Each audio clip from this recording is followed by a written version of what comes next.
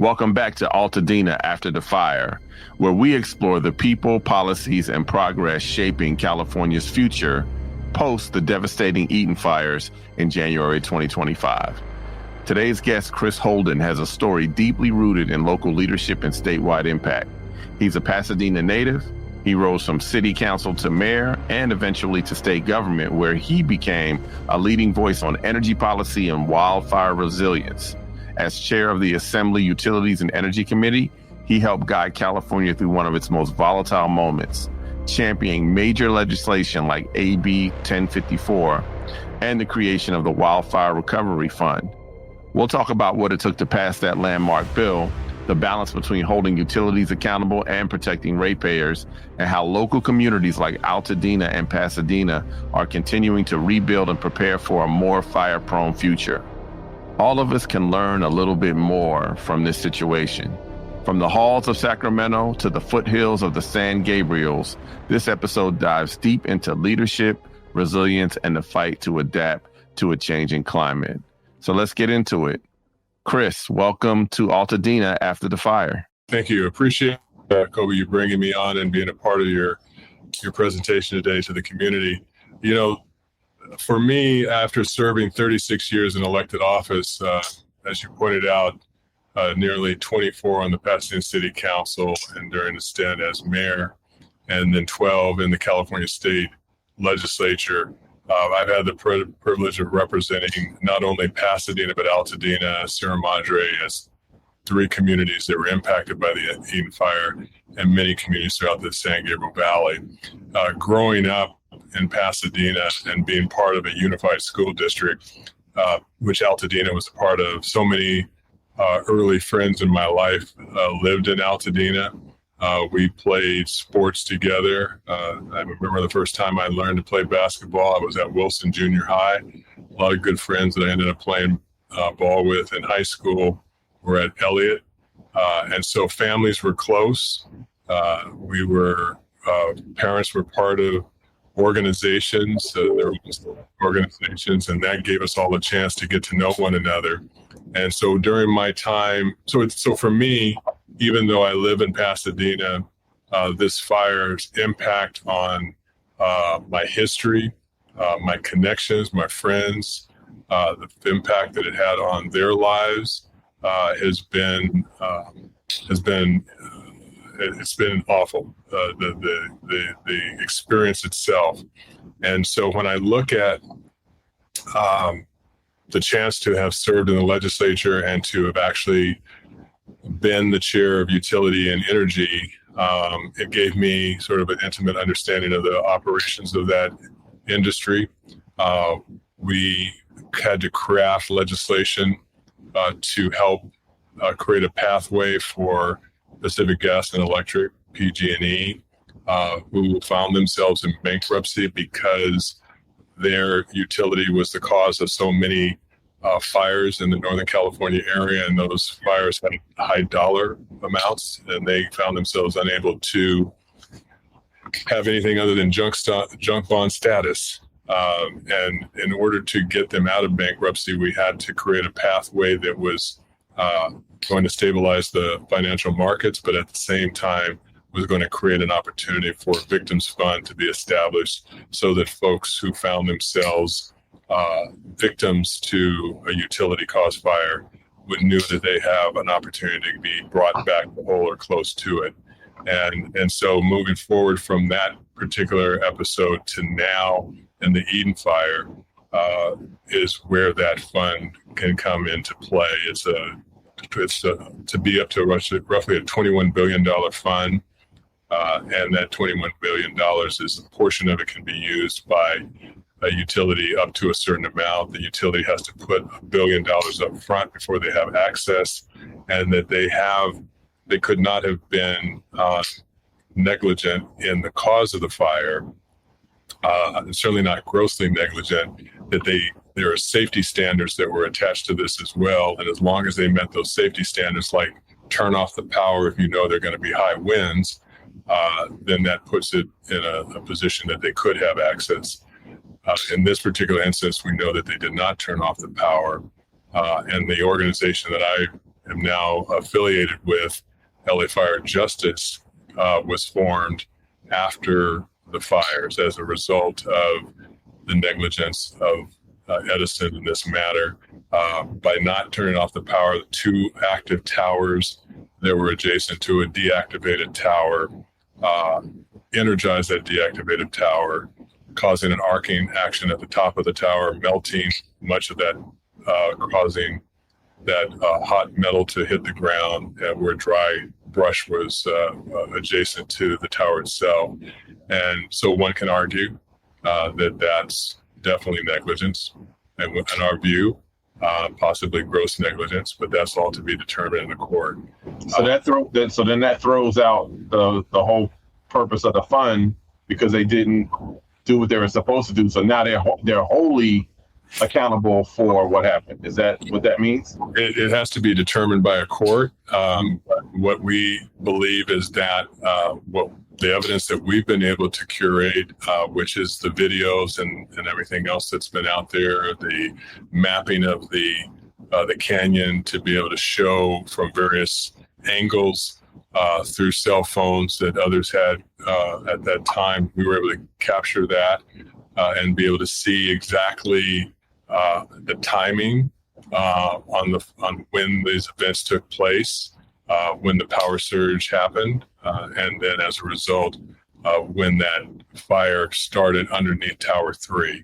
And so with the timing and with the locations and with the video footage, we think it's all pretty compelling. But at the end of the day, I will say that, our goal is to hold the utility accountable.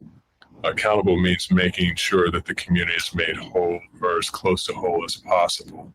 I think when we created the fund, it wasn't designed so much to see a utility, and it was also for the purpose of stabilizing the markets, because you don't want the utilities to go out of business, because obviously the tough part of navigating through a utility marketplace is you have these companies that are managing power, electrical power. It's a dangerous business. It's a necessary business. And so if they're not there to provide that power, then that impacts on our economy, and it impacts on our ability to keep the lights on. And so we don't want to see a utility go into bankruptcy, because it also then puts the victims in a position to be victimized again. So the fund is a way to hopefully offset that, but you want to make sure that the utility was a prudent manager in the process, and that they did all of the safety requirements necessary. And I suspect, this is just me as a non-lawyer, suspecting that in this particular instance, the utility will probably, in this case Edison, we're hoping will probably find themselves more in a place of negotiating and trying to work through this situation, as opposed to it going to a jury. Because if it's a jury, if it's 12 people like me who see the evidence, it's not going to play out very well for them. So right at this moment, Chris, though, are they helping the people in Altadena and Pasadena? Are they getting any help from this fund, or it's just being held up? And is it the second part? Is it the insurance companies going to take the money that they give to the people? Can insurance companies get access to this money if they're paying their customers for claims? Well, clearly the utility or the insurance companies are going to want to try to recapture what they've already paid out in claims to those who have been impacted. Clearly, the delta in that is that the fund can then be only used to fill up the difference between the insurance, what the insurance covered, and what the insurance did not cover. So if you're fully insured, then you wouldn't have an opportunity to have a double dip, if you will, at the resources. Once you establish what your claim is, if the insurance covers that, then that makes you whole. The insurance company then obviously will turn and try to recoup that money from the utility company, and the utility company will have to step in and part of that process, part of that legal process, determine how much, if any, would be made available back to the insurance company.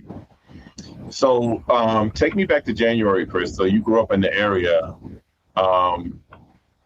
Take me back to the day of the Eaton fire and just the moment, and what was that like for you growing up there, and how surprising was this whole scenario that has occurred? Well, it was very surprising because after living in the San Gabriel Valley, because this fire could have happened anywhere along the San Gabriel Valley, but certainly in fires that we've seen in the Angeles forest, they normally make their way back into the canyons. The wind, if there is any, is pushing the fires away from the more urban areas and into the canyons. This fire was a lot different. It was essentially 80 to 90 100-mile-an-hour winds that were moving downhill. And you can see that from the video footage because the smoke is moving downhill before the flames. And with it moving in the way that it did, it certainly spread very quickly and made its way into the Altadena community. And at that point, and that's one of the things that I saw in the news being in Pasadena, we kind of got sensed that because you could smell smoke in the air. But turning on the news and actually seeing the wind move those flames like it did, it was essentially a wildfire inside of a hurricane. Now, it's also very odd in terms of how you see the pattern, because those embers were being thrown out like fire bombs in a lot of different directions. So you see some neighborhoods that were totally devastated, others where one side of the street was impacted, but the other side not. Yeah. Two houses on the one side of one burned and the other one didn't. So it's a very odd pattern, but we also learned through that so many homes were burning at once that in terms of fire personnel, there just wasn't enough to be able to cover all of the different areas of Altadena and Sierra Madre and Pasadena that were burning simultaneously. The water supply obviously was not sufficient. And then at some point became clear it's not a fire you could put out, it's just a fire that you have to rescue people from.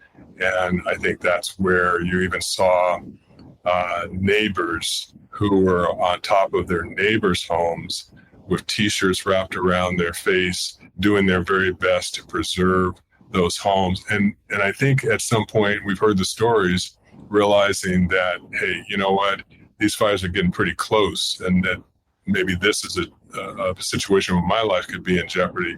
But it was that kind of the underlying beauty of the community rallying around their neighbors, and even at that point trying to help save homes. In many cases, they were successful, but not in all. And I think that the impact of the smoke, and that's what I felt, my family felt down in Pasadena, was getting blown our way. And so I think as we now look at where we are versus where we were that night, we see a community called Altadena that was very resilient in the moment, and I believe will be resilient going forward. There still is a strong desire for many to rebuild because of the intrinsic community connectivity that the people had. I mean, the homes were very much a part of Altadena, but it's the spirit of the people, and the legacy that is recognized that is like no other really across the country when you look at communities like this. So that generational wealth issue and preserving that and how to continue to keep that going, I think that's what's the driver for many to say, do I feel like rebuilding? Probably not. Do I feel like I've lost so much, can I just cash out and go someplace else? That's the easy card to play. Right. But when you think about how to keep the legacy going, I think even if you're in your 80s, I've talked to those who are, and they're trying to figure out how to rebuild for their family. And that's a huge and admirable thing. So, yes, I grew up in the community. I know a lot of the folks who were impacted. I joined my church and we did distribution giveaways. We did about 3 of those to just help on the basic level, even before I started working with LA Fire Justice, and to be in a position to do whatever we could to help our neighbor. And I think that's what was seen in a very profound way after the fires. And so the spirit of Altadena is what I believe is going to continue to go on. But I think that as we are also seeing some of the challenges that are emerging after the fire, that those are going to have to be nipped in the bud. You can't. We think it's amazing. I think it's amazing that the Army Corps of Engineers and FEMA have been quick to clear the lots, but the fact that they're not testing for soil contamination, that's a problem. How deep down are they taking? Because I know there was some contention on how deep down in the soil they have to scrape up. There were, one instance, one figure, another. But where do you stand on that? Well, I think that they were saying, well, first of all, the policy of the federal government was to go to clear the lot and then test. And if they found that there was contamination, dig out so many inches to feet of soil and then test again. If they see drop below a certain threshold that can still have lead or could still have some other form of contamination, but it's below the threshold of what would be considered dangerous, then they can go forward. But they've abandoned that policy.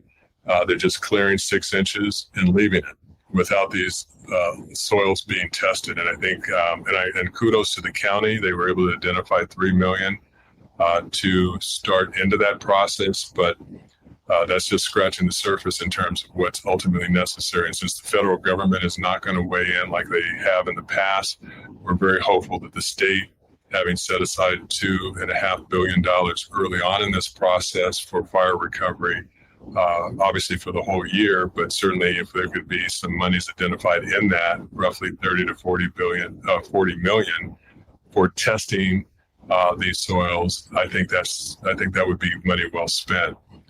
Because the prospects of someone trying to rebuild on contaminated soil and then have their kids playing out on the yard, and you could be in a situation where you cleaned your lot, but your neighbor's lot is dirty. It rains and then that contamination migrates onto your property. So you're back to square one again. So there has to be a comprehensive effort and recognizing that at the end of the day, safety is paramount. And these folks did not deserve to even be in this position. And to leave them in a worse position because now you've left behind toxicity in their soil that doesn't make sense to me. And I'm hoping that there will be an opportunity for resources to be made available. So can people go out on their own and get their land tested? What does it cost to get your land tested after it's cleared? Yeah, no, I think that's right. Yeah, that's certainly, they can. And to the extent that their insurance company will cover that, that's probably a more expedient way to go. I don't know the exact amount, but I think for testing, it's probably somewhere between $1,500 and $2,500. Okay. But then there's the remediation if they find anything, right? If they find that, okay, it's below the threshold of the parts per billion that would create a problem or determined by health and safety to be a problem. But if there is greater than that needs to be remediated, then that's where it can become very expensive because you have to treat the soil, have to take it out, you have to and then you have to do what you need to do to make sure that the contamination levels are at a safe level, and that's where it could become expensive. So with all this happening, and your organization is sort of on the front lines, we have climate change with this fire, which not a lot of people really want to talk about, how climate change really contributed to the Eaton fire and contributed to the devastation. Do you think you have to go back to the Wildfire Fund, the AB 1054, and maybe adjust some of it because of what's going on with climate change? Yeah, I think, look, I think it's when we set that $21 billion threshold, we were dealing with a series of fires, Camp Fire and others that we'd not seen before, Paradise and others, where the way that the winds were, you have those in Paradise who were given an indication that the fire was making its way towards them, but historically those fires don't move. They move at a predictable pace, but with winds that are 60, 70, 80 miles an hour, those fires are then moving faster, and it came upon the community quicker than they were able to evacuate, having only one road in and one road out. So yes, climate change, and when you look at, having taken a tour of Paradise and see the burn marks are at the base of the trees and at the top it's green, it shows that those flames were moving fast but low. And so I think when it comes to the Altadena community and the fires not moving into the canyon, but actually moving down the hill, it has created a paradox in many ways for the firefighters to even know how to fight the fires, how to get ahead of them, how to set the breakers that they normally would do to be able to corral the fire, if you will. We were also impacted because the winds were so high that they couldn't bring any air support in at night. Had to wait till the morning, and given the intensity and the mood, it certainly created a much more complicated situation. And I think we've seen over the last 10 fires, we've moved away from wildfire season to catastrophic wildfires, whether man-made caused or by a utility, lightning strike by nature. Those fires and the fact that when we do get rain, it brings in growth, and when that growth, and because then we move right into a drought condition and high heat events, it dries it out, and now you've got fuel 3 years later that is just right for what we saw in January. I will say too that you don't see very many wildfires of that nature and that intensity. You're now just starting to enter into what would be considered historically wildfire season. And so it's a game changer. It's a game changer for where folks choose to live in the urban interface area and how far up into the hills one should be allowed to build. And insurance companies have made it more challenging to be in these high-risk areas because they are now not insuring. And after this type of fire, they're starting to not insure for folks down in the urban low-level areas. So what's going to happen to California? Like, if people can't have insurance on their houses, what's the future? How does that work? Yeah, well, I think that we've got to start setting policy of how we build, set policy of how we allow building to take place too far into the fire risk zones. Building materials. I've just become more familiar with a lot of building materials that are fire resistant. Mm-hmm. And that if for the rebuilding of those homes that are built down, the standards obviously need to be set for the new technology to allow for homes to not be as vulnerable to high wind events that lead to fires and other types of things that can happen in that space. I think that those are the types of things that are going to take effect, and we're going to have to pay more attention to how we can start integrating those also into communities that already have homes built. Re-roofing materials that are fire resistant, maybe looking at making sure vents in open areas that embers can find their way into and get into attics. There's a better way to secure that off and protect that way. But those are the type of things that I think are going to be important. But as I'm starting to see in others, I'm sure as well, technology will evolve. Breaker walls between the woodland area as they make their way into as it blends into the communities. What does that look like? So a lot of technology, early warning devices that allow for sprinklers to go off. There are things and thoughts and ideas out there and concepts and technology. I think that as time goes by, we'll start to see them tested out and see how efficient they are. And then over time, they may become the new way of giving us early warning and also systems that could go off and start to immediately suppress any kind of fire event that seems to be at the beginning stages. So, lastly, Chris, what do you have to say to the residents that are just dealing with this devastation? I mean, you mentioned a few times you had some people that you knew and then you volunteered yourself. What can you say to them? Because this is probably one of the most traumatizing moments for many of these folks that they've ever had. And a lot of these folks have lived there, they're elderly. They've lived there their entire lives. What do we say? Well, look, it's not much one can say. Your heart goes out to those who were impacted in that way. Mm-hmm. You stand there as a neighbor trying to do your part to help them. But I got to tell you, look, the reason now I'm with LA Fire Justice is that it's a consortium of lawyers.